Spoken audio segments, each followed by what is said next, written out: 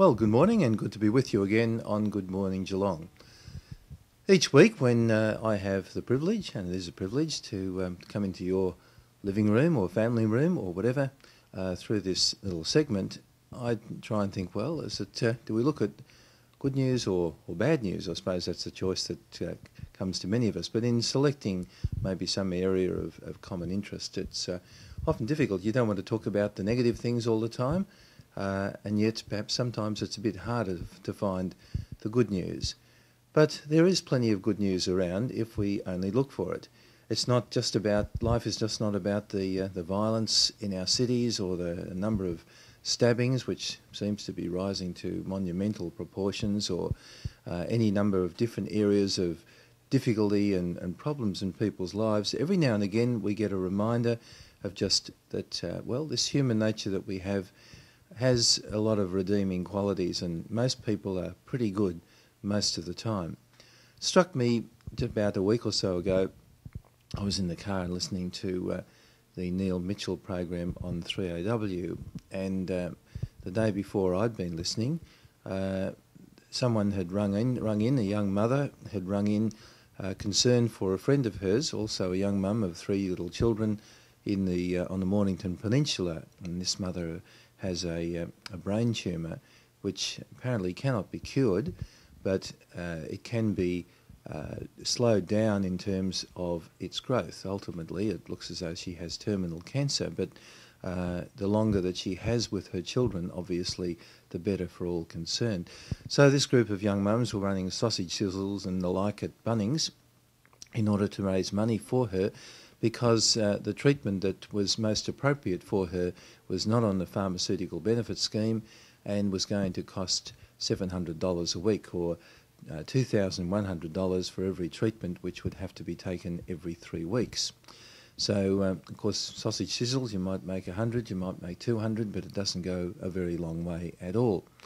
So she rang in the Neil Mitchell program, and predictably and magnificently, the program was swamped with offers of help from individual people and from the Bendigo Bank in particular, which promised $21,000 just immediately as something which would cover at least 10 treatments covering 30 weeks or more than 6 months. The bank then came back the next day, and the spokesman indicated that they'd thought about this whole situation of people whose much needed medication is not on the pharmaceutical benefit scheme, same medicine might be okay for this condition but not for another, even though it's appropriate. And there are a lot of cracks to fall through in all of that. And the whole notion of medication being outside the financial reach of individuals and families is a very major difficulty. Anyhow, the community banks apparently have got together, have established a foundation which they're going to make available to people in similar situations.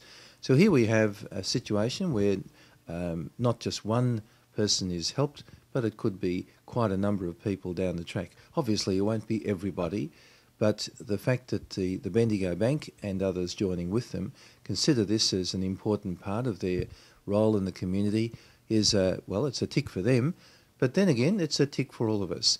It's also a recognition of the number of people who responded to that call with individual donations. I mean, there's so many good causes around, there's so many things that tug at our heartstrings, and people keep giving and giving and giving. It's an indication to us that notwithstanding the problems that we have in our society and the difficulties that we must face, and perhaps the ugly side which comes to the surface maybe a little too often, nonetheless, underneath all of this, the human heart is still a pretty good thing. Let's be thankful for that. Let's try and add to it ourselves in the goodness, the love and the generosity that is still an important part of our society today. Good to be with you on Good Morning Geelong.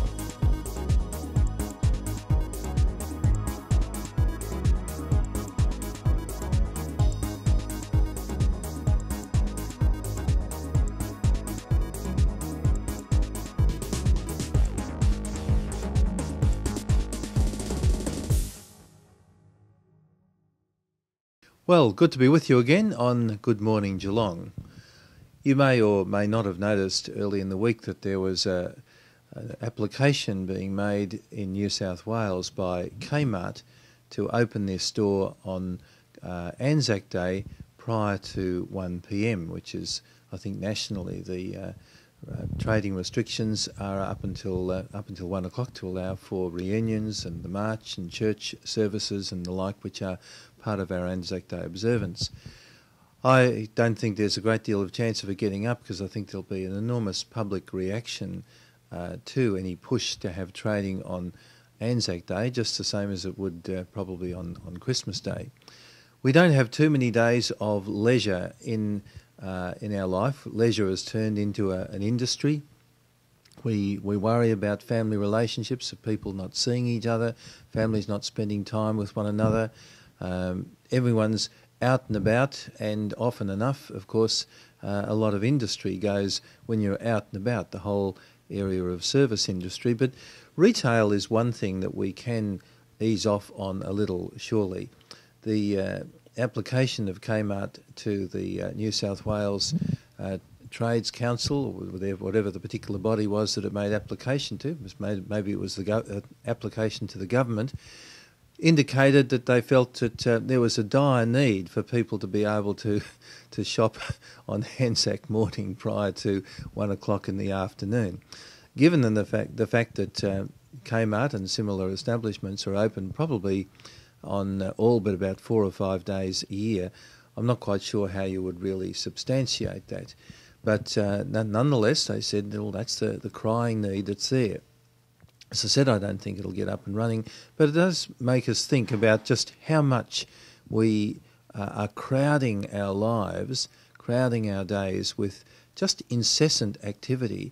I know it's you've got service industries such as restaurants and people at sporting venues and so on, which allow other people to have recreation.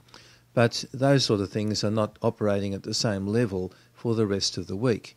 But the seemingly insatiable appetite of some of the bigger retailers to drive their staff day after day. I often look at staff who have to work on say Boxing Day. You might see them a couple of days before Christmas. They get Christmas Day off, and they're back into it again with sales on the Boxing Day. And you say, well, how do they survive?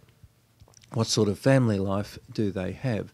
Somehow or other, we just reach a limit, and I'd suggest that we've probably got, in terms of retail trading, we've probably got close to that limit already, if not we've really exceeded it in terms of what's really good for us. So we need to be careful. We don't have too many days which are days of peace and quiet. I know people are after Good Friday and they're after Easter Sunday and they're after Christmas Day and so on.